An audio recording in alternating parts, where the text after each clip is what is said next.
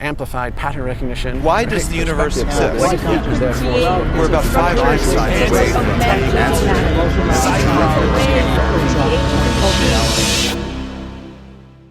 Welcome to Think Tank. This is a podcast where in each episode we pick a topic and then we discuss it with industry professionals and thought leaders in that industry. I'm Josh Gonzalez. And I'm Braeden Drew, and we're the hosts of Think Tank. This is episode 6, where we'll be talking to Alex and Christian at River Studios, which is a virtual reality studio in San Francisco. Alex is a VR developer who works primarily in Unity, while Christian is a design director at River Studios. You can check out some of their work at river.co. And in this episode, we'll be talking about ideas, philosophies, and processes around designing for virtual reality. This means designing fully CG worlds and designing sets specifically for 360 virtual reality filmmaking. This episode was recorded at River Studios in San Francisco, California, but the intro was recorded back home in Toronto in our studios. So let's get right into it.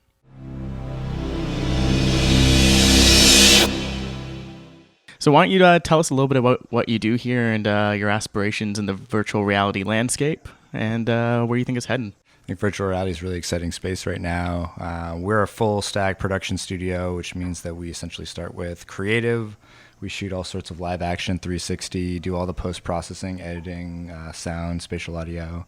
And then we do all the development basically for all the interactive, as well as distributing that on mobile, whether it's, we do everything from like high-end Oculus 5 to low-end just mobile, like cardboard sort of stuff. And that takes a lot of development. So yeah, we try to offer the whole package here. Yeah. So Christian, what's your role at River Studios?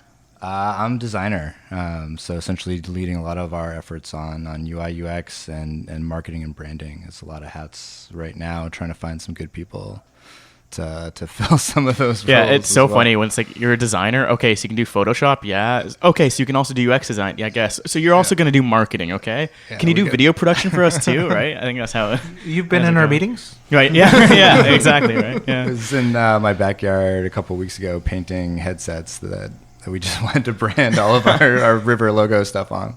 That's awesome. Yeah, when he started, he literally was a week behind. I think he started out a week behind, and I think he's now a month and a half behind. Oh, no. Horrible progression. Yeah. And Alex, how about yourself? What do you do here at River Studios? So I'm SF Dev lead. I created a lot of the core tech as part of, actually, funny enough, pitching River One companies. Nice. Oh, that's awesome. And we just decided to use that for our internal productions as well. This helps us stamp out apps across different platforms and solve some of the VR challenges. We're trying to polish that up and sharing bits with our River companies as we go. And there's just a lot of shared problems, and we sincerely believe that we can help people make VR content faster and also make better tools for ourselves, which is exciting. There are a lot of shared challenges, but yeah, VR is just, for me, the bee's knees. Right. Why? What brought you into it? VR. Like, when were you trying? What was the first time you tried VR? So, funny enough, I was at a super happy dev house. Super happy dev house over in Mountain View, Google campus, and this was just like a developer meetup. That's a little bit more like hacker friendly, where it's just like, okay, everyone go up there and hack on something and show off what you're working on and talk with other developers. I love developers. And so this is always this sort of stuff that I did. And I ran into somebody who had this like really ghetto looking like blue-green sort of filter for your 3GS. And they like had this really ghetto looking contraption, and I tried it out and I'm like, great, this is cool.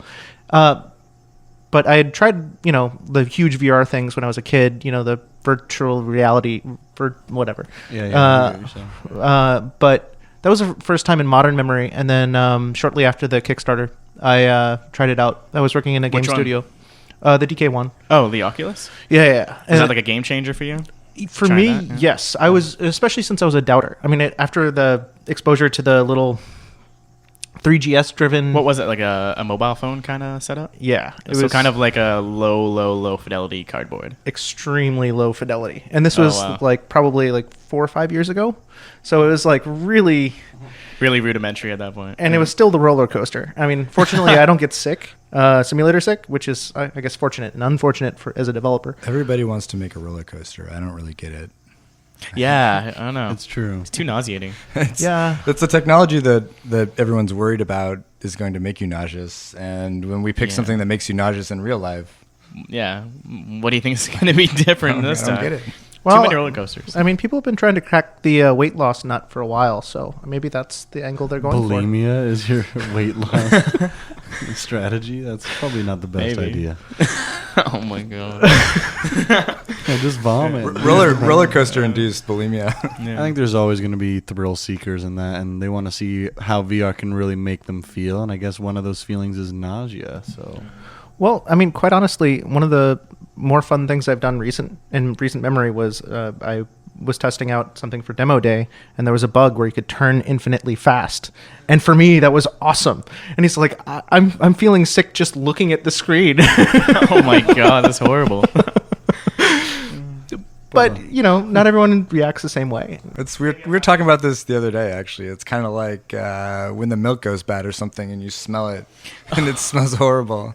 And you immediately say to your friend, like, oh my God, you have to smell this. It's like, why would I do that? It smells instant horrible. sharing. You know yeah. it's going to be horrible. But you kind of want to know.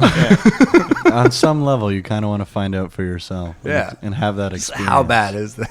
Have you guys had a really bad VR experience? Now that I'm thinking about it, actually, I think the worst one that I've had was not because of the game itself, but because I was riding in the back of a car when I was doing it. Oh. And we were on our way back. We had just done a whole bunch of biz dev stuff down in LA, and we were driving back. And we were on the highway for most of the time, and so I was just kind of like catching up on a lot of like the latest stuff. And we pulled off to get gas. And so on the highway, you're just kind of slowly moving in any given direction. You're mostly going straight. But then as soon as we got off the road, we're starting to spin around and driving in all these different ways. And I was like, what the hell is going on? Oh, that's so weird too, Yeah, because it like you was- think you're going straight, but your body's going the complete opposite way. Yeah, it was creepy. It's like airplanes are awesome for VR because like you just like you get that space, but then when you get some turbulence, it's horrible. And flight attendants don't know what to make of it either. I think I've had a couple just throw stuff at me because they're like, what are you doing? What is this thing on your head? Yeah, they think it's like a sleep mask or something. I'm like, pretty much. We sent our Vive through the airport a couple of weeks back, and TSA thought it was a bomb diffusing exercise, more or less. So they just No way started- with the wands they, and everything. They started pulling stuff out of the computer, and it was just a crazy scene when we arrived on the other side. ripped out the CPU fan, and it was just not good. It was barely salvageable. I don't even know if we've fixed it yet. So what was like the latest thing you guys have been working on with at River? Kind of have a handful of things going on at any given time. We're doing a couple of really exciting projects with some like major musicians. One, I'm not sure how much we can talk about it over the radio, but they're tied to some new album launches, Nice. a couple new songs, like definitely artists that you've heard of. We've done some exciting stuff with NBC. So the live action stuff mostly? So no, it's a mix. There's some live action stuff. There's some almost entirely CG work. Really, what we're trying to get to is kind of walking that line of how do you blend them all together. I think because what's really exciting about VR is it's borrowing from both game development, it's borrowing from both film, and all of a sudden we can intermix those two sort of media in a way that we've just never been able to do before. How do we build sort of live action experiences that have all these interactive elements with all sorts of wild effects that don't actually exist in real life? I mean, this is an opportunity that we've never had before.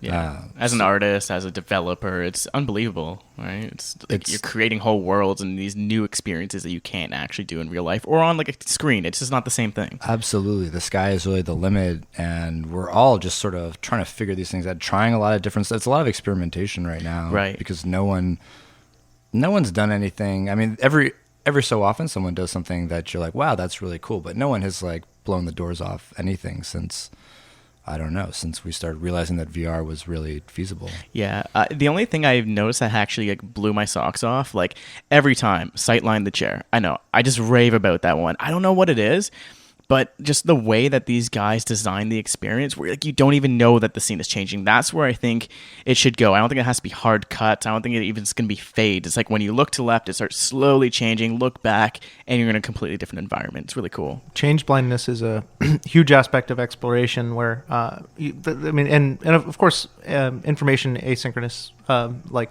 you know where you don't know what you're not seeing. So you can Right. take advantage of that to do really cool effects like Sightline the Chair. And that's why horror is really powerful, but I think it just feels a little bit more... I think Sightline the Chair is probably a better example. And I think people who are using wipes based on where you're looking now and Right. other things like that, when you're doing live production and when you're doing CG production, you can do really much more complicated things to create infinite spaces, in fact. So there's a lot of Right. research and development that's being done in that area, and we also sort of poke and prod in that direction because we should know about that. So here at River, you guys share a lot of content and a lot of ideas, and with that, I guess a lot of similar problems might arise. So what are the main consistent problems right now on like a broad spectrum of VR? You have people like producing their own cinema stuff. You got guys producing games. You got guys producing apps and stuff. What's really the most occurring problem for you guys? Drop frames, like frames per second. Those are kind of the things that are just like deal breakers.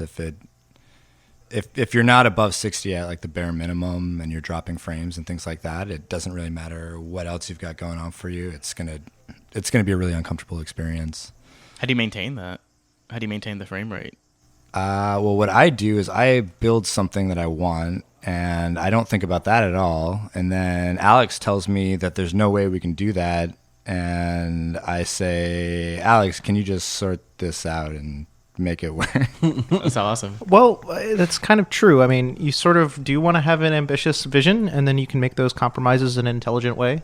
A lot of what I do is make, technically the right technical trade-offs. I think for one of our pieces we wanted to do a VR infographic, and we were trying to, project thousands of fish that you could see, and you wanted to feel important. And well, as it turns out, you can't do thousands of skin mesh renders floating around. So what we did is we projected it onto a sphere and just multiplied that multiple times, which is actually really cheap, and it looks very convincing. So finding the right trade-offs there and finding the right primitives, that's basically billboarding for VR. And I think you're going to see a lot more people doing clever tactics like that. Like projection mapping, pretty much. Yeah. Yeah, I guess cheap way. And then it's all pre-rendered stuff, right? So it's easier on your CPU, and you can keep those frame rates high. Yeah, there's a lot of that trade-off being made, and I think that's, especially now that companies like Samsung, HTC are going so all in on VR. We all know that the hardware is going to get there sooner or later. What can we do to really pushes the boundaries of what's feasible right now? And so we're always looking for like tricks like that, and it's a constant back and forth, just to figure out where there's opportunities to make it look as convincing, or sometimes you just need to change the way you're doing it altogether. And there's another way. Maybe you just went down a path that seemed like it made sense, but you can still get an even more excited. It's about using the technology as a constraint for creativity. So what is like the production pipeline? Is it more like Unity-based kind of stuff? Is that the biggest tool set right now? Because it's more game developers. I've heard so many talks where like, game developers are the most equipped for this type of thing. Yeah, sure, like you can do film, but even then there's a huge technical hurdle that you have to jump over to actually create these kind of experiences. Unity is generally favored not only because you can there's a large number of game developers who are familiar with it, but also it goes across the platforms that are currently supported by VR more easily. C++, there's a lot of like build engineering, and then that goes into going across platforms, where Unity pretty much offers that out of the box. I mean, we've added some value add stuff to make that a little bit easier, but really, like, that's a very powerful tool. There's a huge community. Anything that you want to do, you probably can start from somewhere. And that's most of the time what I do with Christian is just like when we're prototyping, it's like, okay, well, what are you trying to do? And try to set up a set of tools. And most of that's off the asset store in terms of both art assets and code. And then I try to fill in the gaps. Yeah, just stringing things together, whatever is already out there. Yeah, no, I mean, that's really fun because we're after the impact rather than like, oh, yeah, I feel smart. I did everything myself. Yeah, no. Yeah, no, there's no need for that. And I'll speak as someone who doesn't come from a game development background, that Unity's pretty accessible, to be honest. Like, they've done a very good job. I mean, it definitely helps to sit down with somebody who knows it inside out, especially when you're working your way through the first couple things. But I mean, it's very accessible to artists, and I think if you have any interest in working in VR, don't be sort of, I guess, like dismayed about trying to get your foot in the door using Unity, I would download it and check it out for sure. Just try it out, just see what works, see what doesn't. Absolutely. Kind of play around, yeah. Are there any good resources out there? Like, what's the best way to learn it? Unity Learn has a new VR section that's actually really excellent. And Playmaker makes, if you want to do higher level stuff, that's a great resource for visual programming. And there's a huge library of custom actions for that. Of course, Unreal has Blueprint, which is also very accessible for artists. Unity just released, I think, three or four different demos that, I mean, they're all geared toward gaming a little bit, but that's sort of like the key to figuring out how to build anything. I think there's one that's like a first-person shooter. There's one that's like being in a vehicle. There's one that's, I don't know, there's two others that I think it's like a maze or something. But between the four of them, it seemed like they do a pretty good job covering a lot of the basic mechanics that you'd want for VR. Oh, so there's specific VR templates. That was mine. Those Was it? were, right? I There haven't got a chance VR to play templates with them that yet. you're free to use. And I mean, it's awesome now. All you have to do is, you're right, click a check mark, virtual reality enabled. And as long as you have a headset plugged in, it Basically, works. yeah. Is that the same with the Vive? If it's plugged in, it works in Unity? Or is it a little bit different? What are you guys mostly exporting to? What's the end, the consumer? The Vive takes a little bit more love and care. It's great. But that is more similar to the cardboard style devices, and that requires a level of abstraction that we've created. Actually, before the 5.1 stuff, we were publishing back in 4X, and we kind of built our own version of what Unity built. No way. So, well, you can hack the Unity editor. I mean, when you get pretty deep into it, the Unity engine is very accessible, and you can make it do pretty much anything you want, and so we have. That's super interesting. Yeah, that's so cool. Well, it's kind of crazy that you can sort of build an engine on an engine, and I knew it was good for tools for like level building and things like that. Right. Yeah. But you can actually just be like, oh, well, you have a magic folder here that does something. Well, let's add another one. All right, cool. Oh, that's awesome. Yeah. It's kind of like how Xcode is built in Xcode. Right. on exactly. the Mac. It's actually unbelievable. It's just building on top of itself. Yeah. Yeah, it's well, that's actually the number one check for compilers. Can it make itself? Right.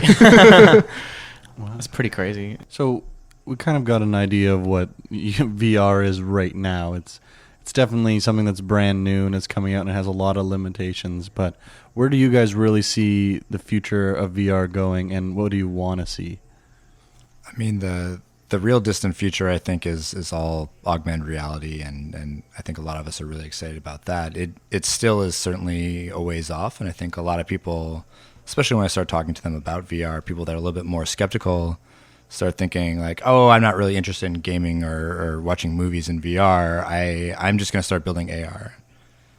There's a lot of, like, we have a lot of hardware problems with VR. Like, AR has a lot of hardware problems.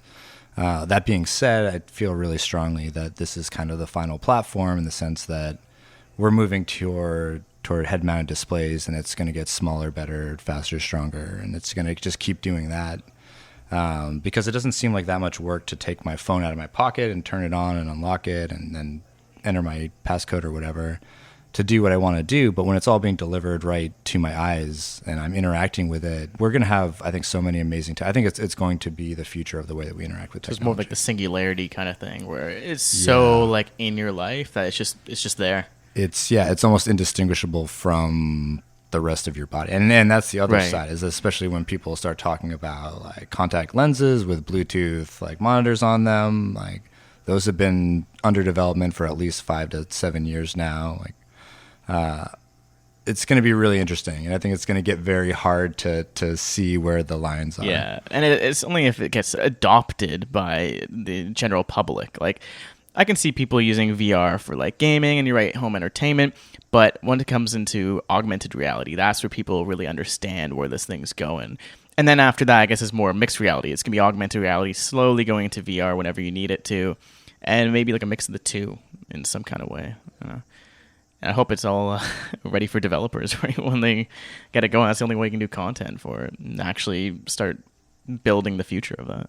I mean, I will say too, again, coming back to learning how accessible Unity has been, I feel like as all of these technologies get better, all of the content creation technologies are getting better too. I mean, I used to work in processing, which was just like an IDE for like artists and designers that wanted to use Java. And I mean, that was very much like baseline coding, and I was pretty limited by what I was capable then. Starting to use something like Unity, the kind of things that I can accomplish. I can see the source code that's generated from the things that I do, and I cannot understand it at all. So I think the tools as well are evolving in a really interesting way that's going to make it, we think about this future where only developers can do anything for any of these sort of products, but they're actually becoming more open to everyone else. More accessible and easy to use. Exactly. I mean, just people need to create content. I mean, once upon a time, you had to know how to develop. You had to know how to develop film and use a darkroom and do all this like high tech process to take a photo. And now, tiny children are taking like Snapchat photos by of accident. things. Yeah, exactly. And sending them out to the world. And it's amazing. I mean, it seems like it's just the trend that the technology source seems to move in. Like everybody wants to have a little bit of it for themselves. Right. Like even like 2 years ago, there was no prototyping tools for like mobile development. Now you have stuff like InVision. Have you guys used InVision? Oh yeah. It's awesome, right? You need that for like VR where it's like super super simple. Yeah. Yeah, we say we work in VR, but you'll see. Yeah. Right. Yeah. Once you can develop in VR and just design stuff, drag, drop, do all these things, and that's really close. It's really close. It's all technically possible, and I think both engine vendors have expressed a sincere desire to forward that. Actually, if you just apply a little black magic, you can actually add that yourself. AR is an exciting future, and it's certainly something that advertisers are looking after. Replacing your cell phone screen is a big priority for a lot of these vendors. Like regardless of if VR is a big deal, replacing your cell phone screen, which takes up most of your battery, those two items alone sort of capture a lot of the thing. And how do you build a differentiating product in a commodity market? Right. Well, you add features like, okay, well, every phone's going to ship with a cardboard, and then, this one beams into your eye, and you don't need a screen. Scary, but that's going to come real soon. Yeah, and we always talk about the physiological effects of those kind of things. I mean, I don't know if there are studies that show this, but do you guys think that there's anything wrong with the direct light beaming directly into your eye? Like, have you ever thought about that? And just be like, maybe we should look into it. Is that a thought that has ever come across? Yeah. There's some good jokes to be made, but really. No, I mean, even with stuff like the Gear VR and the Oculus DK2 and the Vive, because it is still just LED. It's a screen, but like compared to the laser shooting directly into your eye, like that scares me because it's like a small error can leave you blind. It's still early days for that. I mean, it's early days for having like a Note 5 an inch and a half away from my face. It's definitely early days for blasting lasers into my eyes. But I think the kind of the easy answer for that is like we don't know, and I know that there are some people that are looking into that sort of research. Again, it's very early days for VR, so sample size is very low. I saw a really interesting article that was talking about how the difference between where your eye focuses and where your eyes converge. Right, I actually just read that the other day as well. And so that being a major concern, but the take-home note of the article was, we don't know if it's a problem or not. It could be. We should pay attention to it and see what happens. Right. I did hear it is a lot better than staring at a phone because your eyes are still adjusting the depth instead of staring at a fixed. Okay, yeah, so that's what I read. It was like a Harvard paper. Just saying like VR is actually a lot better for your eyes because instead of staring at a fixed point, you're actually still getting the depth that you would in real life, right? Okay. Well, it's fake depth. Yeah. So, so maybe it isn't. There's still convergence, divergence issues, but there's still, as much as there's capacity for doing good and with the eyesight in VR, if you've Vivid Vision is an example of like if you can fix somebody's eyes with virtual reality, you can certainly do damage if you do it incorrectly. Well, yeah, we were talking yesterday about like PTSD with virtual reality. Yes, you can cure it, but you can also cause it. Absolutely. Right? So how do you guys make sure that you don't do anything wrong, evil, or bad with it? Make sure, like, I mean, people can still make horror movies. There's still going to be like weird content out there, but user testing. And as user experience, obviously, that's a huge part of it. Make sure people have the best experience, right? It's definitely a huge part. Sorry. We only deploy the PTSD causing experiences to Christian's phone. Oh my god! I personally test all of our PTSD inducing. Oh my god. Please refrain from any loud noises in here. That's actually, we shouldn't really joke about that. No, it's not a joke. But yeah, and also like it's like with any tech. I don't think technology is inherently good or bad. It's one of those things that, I mean, you can use it. Any powerful technology you can use for very good things. You can use it for very bad things. It doesn't seem like anyone's doing anything bad from what I see around in the community. Yeah, people will. I think it's just like I like to think that nobody will. I'm sure somebody will. Hopefully, they don't have a lot of resources to make it happen. I mean, again, we have portfolio companies that are curing phobias. We have another company that is showing that VR can cause pain reduction in like horrific burn victims on par with opiates. Which is pretty unbelievable. And I think that goes to show like there's a lot of amazing psychological benefits to VR, but that also means that there's a lot of opportunities to misuse it. So as long as you're making good content and making sure the user experience is good and just trying to do good things with it. Don't be a horrible person. Alex? Yeah, be Google's mantra, don't be evil. Do you think it always works both ways? That like, if you can cure a phobia in VR, you can cause a phobia in VR? Cause a phobia? You've been going a step further, man. Wow. Yeah, no. Like if you're like always in a high elevated area or something all the time in VR, like walking along skyscrapers and buildings, and that you normally didn't experience that anywhere else in reality, I think you'd develop maybe a fear of that if it was so real. Like maybe some of the graphics perpetually falling off of buildings or something. I don't know. Needs to be consequent. Or getting shot and getting that black screen when you die in FPS shooter. It's not like right in your face when you're like a meter back from your TV. So I don't know, like, and what they have vibration in the controllers. Are they going to have that in the headset when anything happens to you? That seems almost like a tick you're going to develop with Pavlov's theory. Like, I mean, at the end of the day, what we're chasing is like the most realistic experience possible. So what happens, and something that I spend a lot of time just sort of geeking out on the idea of is what happens when we have these like retina level displays for VR where it looks like real life. At that point, it's going to probably sound and feel like real life. What does that do to your memory? Like, it's going to create memories just like real life. Our memory is like super malleable in the first place. We already know that we like totally misinterpret things that we remembered already. Am I going to reach a point where it's like, oh, did I do that? Yeah. Or did I do that in VR? Like, did I climb Mount Kilimanjaro or was I sitting on my couch? I don't really remember. Wow. Yeah, that's crazy. Have you guys ever heard of The Medium is the Message? Marshall McLuhan? Absolutely. You've heard?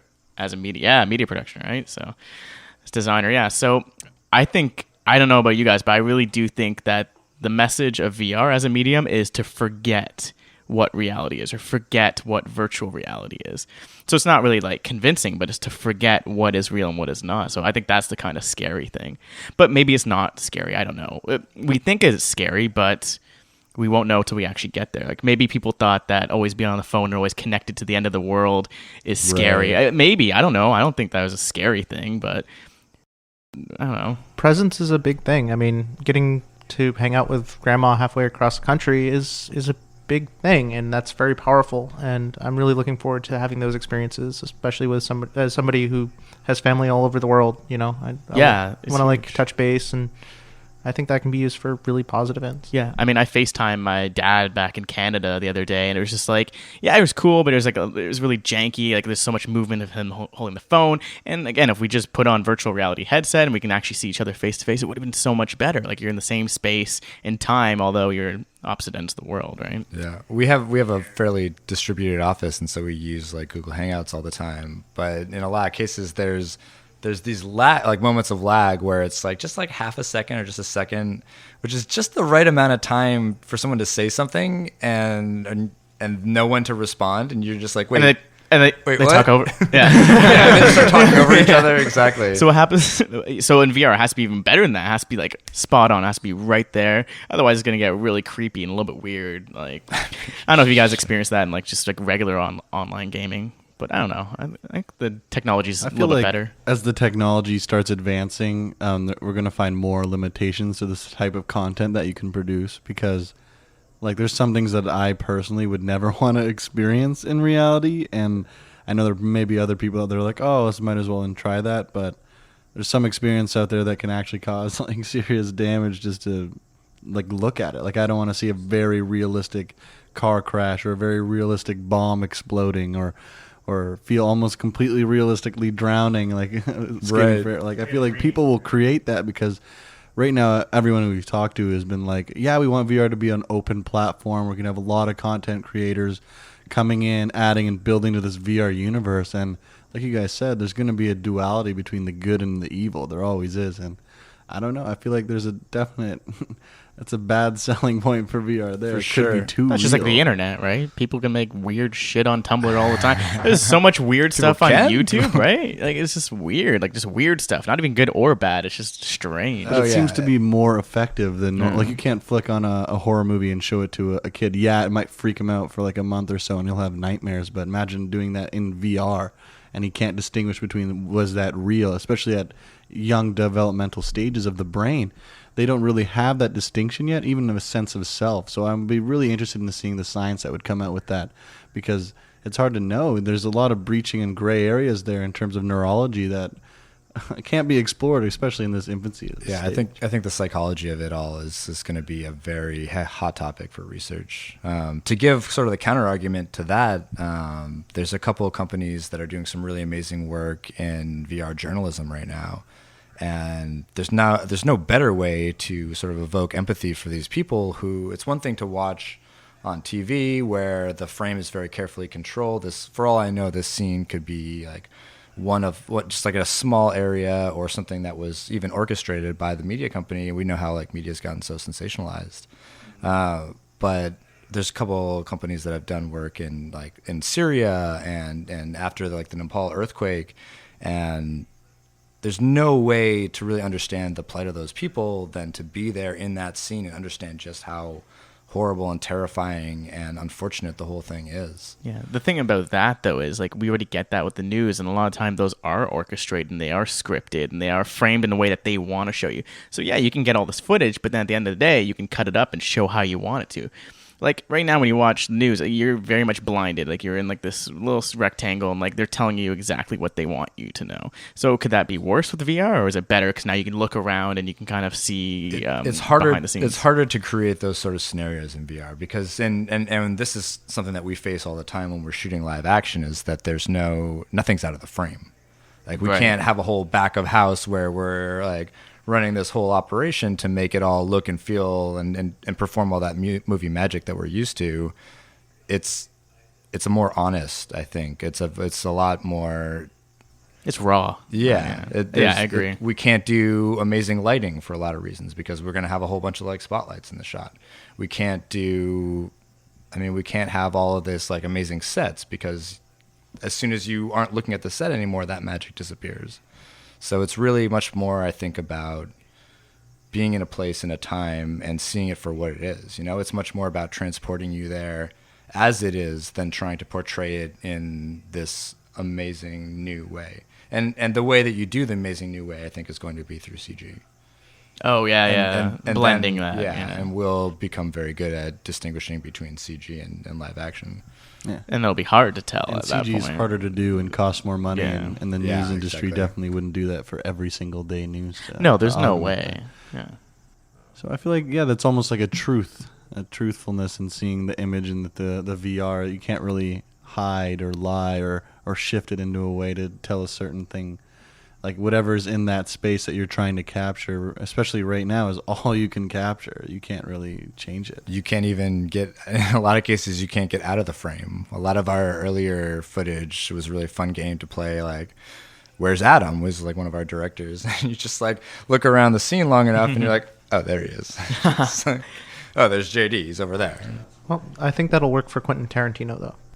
Well, Yeah. he'll deliberately Yeah. find really creative places to hide himself. Yeah. So that being said, I mean, film for VR is a little bit different now. I mean, you could orchestrate scripted events, but I guess you're talking about more news and journalistic kind of media. Yeah, I think if it's anything that's sort of like very time sensitive, and there's a lot of production work that goes into VR. We were talking about the stitching before this even started. So even if you take really high quality photo, and that will get faster with time for sure. But if you take really high quality photo, like the fastest you can turn it around is probably like a couple days. Right, yeah. It's obviously a lot more expensive to build too, right? Right, exactly. It's costly. It's challenging to do like breaking stories when you're a couple days behind. And the file sizes are Oh, it's drastically ridiculous. bigger. No, there's so many problems to solve. I mean, in the workflow of things. Like I know for a fact, like from my experience of doing 360 filming, you know when you do regular film, like 1,000 things can go wrong. Now times that by 6. Oh, forgot an SD card. Oh, camera 4 wasn't recording. You know, have you guys gone through those kind of A motions? friend of mine, a sister studio. Well, you know, it happens, and it'll get easier really fast.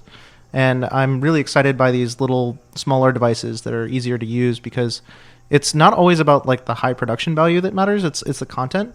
And if you feel you're in a place where something important is happening, that's really, I don't know. I want to see that. I want to see It's Always Sunny in Philadelphia shot in 360. I want to know what that looks like. Right. And it's certainly not like using the traditional film techniques. It's not a single point of focus. And I want to know what that means. I mean, And how do you even tell a story in I that? definitely want to see 360 in space, just because I believe when you see a space shot, you're missing a lot, because there's no up or down point of reference, especially in 0G. And so I think it would be most fantastic way to scroll through and look at things, and you don't really need depth, because some things are so far away it doesn't really matter where they are in relation to yourself. And I feel like that'll be an easy way to tell a nice story. There's a lot of great footage up there too. That's for sure. Plus, on the other side, space is one of the few environments where you don't get motion sickness. Yeah, Right. that's very true. All right, I think we're about running out of time. Our next guests are here. So is there anything you want to add, Alex? Or plug anything at all you want to say? VR is awesome. Everyone should do it. Yeah, check out the studio, riverstudios.co. We're over in San Francisco, and we love the kind of work that we're making. But really, everybody should just be starting to take a look at it. I think it's going to be a really exciting space. Do you guys have personal accounts that people can reach you personal at? Twitter, Or a Facebook? website or anything? Alex Sink. SINK? Yeah, like kitchen or bathroom. That's hilarious. Not SYNC. Yeah, that's correct. And you know, I'm also the proud owner of IHaveNoGirlfriend.com. That's a good website. You should check That's that great. one out. Soon. Email him first, and then check the website out. Yeah. All right. Well, thanks for coming, and thanks for being on. I really valued everything you guys had to say. Awesome. Thanks a Thanks lot a lot, for having guys. us. Yeah, that was a lot of fun. Take care. If you enjoyed this talk and want to check out more, go to our website at thinktankcast.com and subscribe with your email so we can send you all of the latest episodes, news, and updates right to your inbox. Also, on our website, there will be show notes for this episode, some links to the things that we talked about, and more detailed information on our guests. If you want to see the video of this episode, it'll be on our YouTube channel, which is also linked on our website. And if you want to keep in touch, we're on social media. Check us out on Twitter, Instagram, Facebook. We're at ThinkTankCast on pretty much everything, so you can find us on the web. And all of these details, again, will be linked to our website at thinktankcast.com. Hope to hear from you guys soon. Amplified pattern recognition. Why does the universe exist? What features, therefore, We're about 5 Einsteins away from